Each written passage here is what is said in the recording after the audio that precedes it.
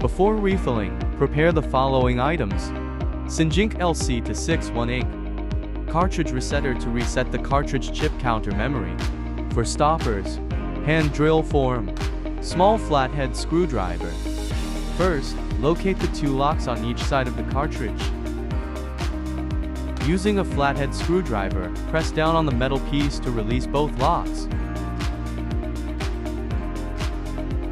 Once unlocked, gently remove the cover from half of the cartridge.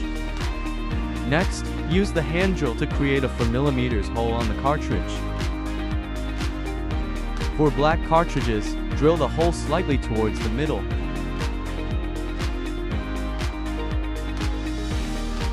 Next, open the correct ink bottle cap, pierce through the protective foil, and securely close the cap.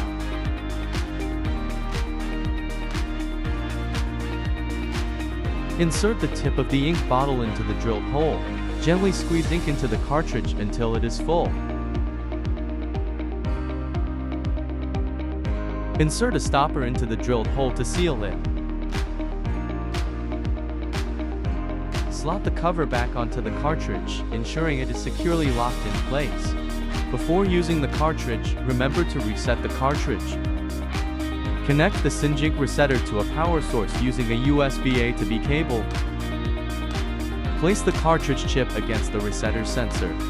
When the resetter light turns green, the cartridge chip has been successfully reset. The resetter can be used up to 120 times. Your Brother LC3513 cartridge is now refilled, reset, and ready for use.